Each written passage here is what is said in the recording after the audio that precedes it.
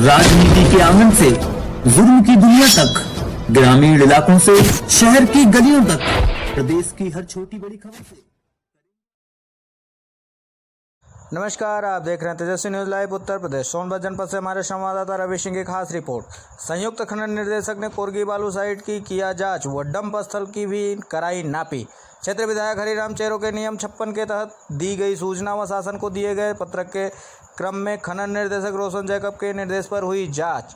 सोनभद्र जनपद दुद्धी क्षेत्र में खनन निर्देशक रोशन जैकब के निर्देश पर आज लखनऊ से गठित टीम संयुक्त खनन निर्देशक जयप्रकाश के नेतृत्व में से 3 सदस्यीय टीम आज दोपहर को कोरगी बालू साइट पहुंची। नदी में बाढ़ के कारण टीम ने कन्हार नदी पुल के ऊपर से ही कराई खनन की जीपीएस नापजोख। इसके बाद टीम रजखड़ गांव में स्थित भंडारण स्थल को रवाना हुई। रजखड़ पहुंचकर डंप किए हुए बालू को घंटों नापजोख किया गया। प्रत्येक ढेर की जीपीएस रीडिंग ली गई जिससे भंडारण किए हुए रेत का आकलन हो सके। मनरुटौला में यूपी सीमा पांगन नदी से खनन की शिकायत पर सर्वेयर पर विभरे निर्देशक। सोनभद्र के अंतिम छोर छत्तीसगढ़ सीमा पर दुद्धी तहसील का गांव मनरुटौला पांगन नदी के यूपी सीमा से छत्तीसगढ़ के खनन माफिया द्वारा बालू खनन किए जाने व एनजीटी के निर्देशों की धज्जियां उड़ाए जाने की एक शिकायत पर संयुक्त खनन निर्देशक जयप्रकाश ने बोला कि लखनऊ मुख्यालय जाकर इस पर डीएम सोनभद्र व छत्तीसगढ़ के बलरामपुर के डीएम को चिट्ठी जारी कर संयुक्त अफसरों की मौजूदगी में नदी के सीमांकन कराए जाने के निर्देश जारी किए जाएंगे। कहा कि अभी नदी में पोकलेन चलाना व रेत का खनन करना तो एनजीटी के निर्देशों का उल्लंघन है। इस पर रिपोर्ट तलब किया जाएगा। इस पर निर्देशक खनन सर्वेयर संतोष पाल से पूछताछ की, जिस पर खनन सर्वेयर ने कहा कि उन्होंने मौके का जांच किया था।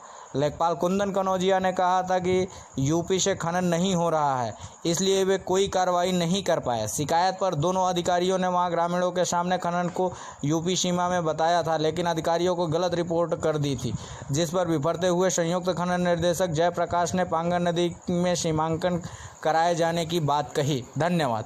जी सर, इधर आज कोरगी बालू साइट आए हैं, क्या मामला है? यहाँ से माननीय विधायक हरिराम चेरो जी का एक शिकायत थी जी, और नियम 56 के तहत प्रश्न भी किया गया था विधानसभा में। इसी के तहत शासन स्तर से टीम बनाई गई है जी। उसी के साथ आज अपने टीम के साथ जी हम आए हैं। तो कौन कौन सी साइटों की जांच है सर?